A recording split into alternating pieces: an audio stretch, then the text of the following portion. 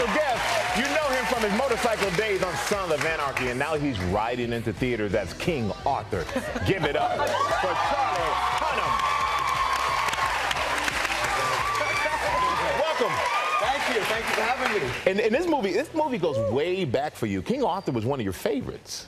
It was a film, as kids do, you know, you latch on to films that you like and watch them over and over and over again. And when I was about 6 or 7, John Borman's Excalibur was one of my favorites. And, you know, it was a time when I'd already identified that I loved film, but I started to dream, as kids do, that maybe that would be what I could do as a career. And I asked my mom, like, how do they go about hiring actors? You know, I saw these guys riding horses and sword fighting. And I said, do they hire an actor that knows how to do those things? And my mom said, I'm not really sure, but I would imagine they hire someone who has the aesthetic and the heart and essence of the character that they're looking for, and then teaches them those skills. And I said, whoa, at 6 years old, I thought, learning to ride horses and sword fight sounds like pretty much the greatest job in the world. And now cut to 30 years later, it's my least favorite part of the job. So that's okay, though. So on the film, of course, he's this character that you've always wanted to play. I read somewhere that you have a thing for props. So the big question is, did you get Excalibur? Did you get the sword? You know, I didn't. I tried to, and you know, you did. Were you literally like, nothing to see here? Yeah, nothing to worry about here. You know, it's funny, on a film of this size, there's a lot of absurd jobs get created, and one of the jobs was the sword wrangler. There was a man whose job it was to look after the sword. He's this lovely old English fella. You said you didn't have the heart. No, I did. I absolutely did have the heart. Or lack of heart. And so one day I was just casually sort of walking out the studio, and he said, Charlie? I said, yeah. He goes, where are you taking the sword? I said, home, naturally. And he goes, you know what? I think you're so great. I would actually let you take this sword, but Guy had wanted to do something really nice for you, and so he's asked for a brand new sword to be made for you, and he's going to present it to you on wrap. And so I said, oh, that's so nice, and I gave him back the sword, and wrap came, and no sword arrived. I got bamboozled. So the guy just got called out. Yeah, I know. I think Guy's here somewhere. If you see him, ask him where my damn sword is. Well, is that the reveal today? Are you going to bring the sword out for me? I'm sorry. If so, we'll all be. Really? Come on, right? I present you. Wow. Thank you. Rubber sword.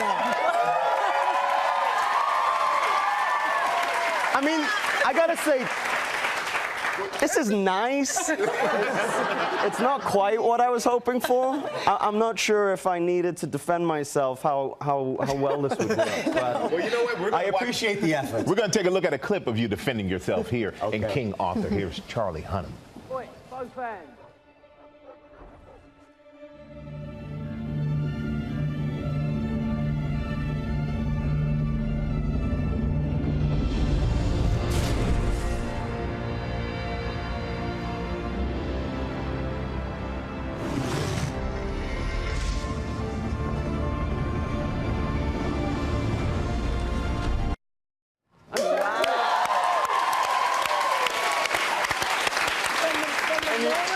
And you may have noticed my co-star in that scene, Mr. David Beckham. Pretty exciting.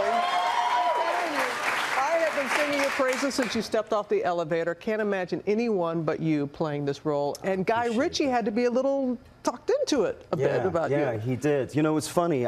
As I'm sure we've all had this experience, Guy's films are so personal, and you get to feel so much of his personality in the films, and I've been an enormous fan of his. So over the years of endlessly watching his films, I sort of felt like I'd gotten to know him. And we also have a lot of people in common, and they'd said, you know, you and Guy would love each other if you met. You'd be two little peas in a pod. So I had sort of developed this illusion that we were friends. And so, oh, there's Guy right there, you cheeky monkey.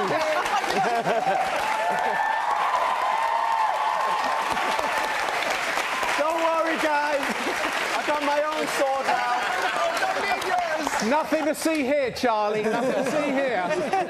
Well, now it's going to be awkward telling this story in front of you. So I said, you know, I think, you know, I heard the guy was doing King Arthur, and I promptly threw my name in the hat, and guy threw it back out. Said, I think you're a nice chap, but I'm not really interested. And I said, sorry, mate, that's unacceptable. So I jumped on a plane and showed up at his doorstep and said, let's have a cup of tea.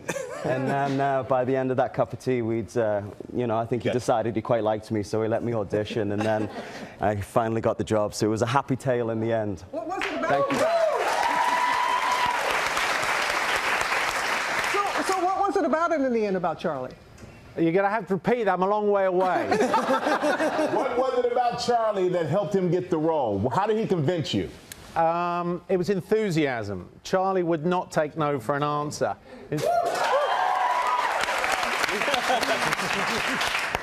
He wouldn't take no for an answer, and eventually he turned up on my door, and I had to let him in.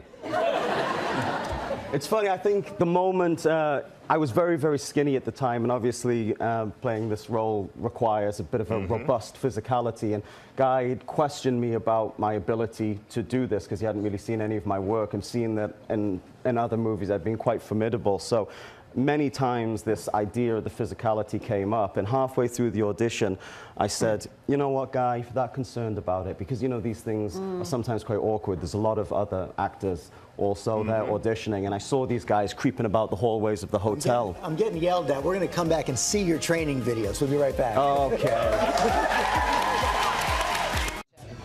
We're back with Charlie and Guy, and this is Charlie training. Ooh, his role, King Arthur. What, over 1,000 punches a day, Charlie? Yes. Yep. Wow. Is that a question? Was he always like that? Just very, you know, short to the point?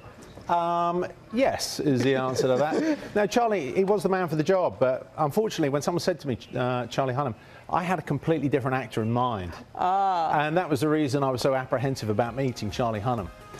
Sorry about Charlie, you probably didn't know that, Charlie. So eventually when he did... It all worked out.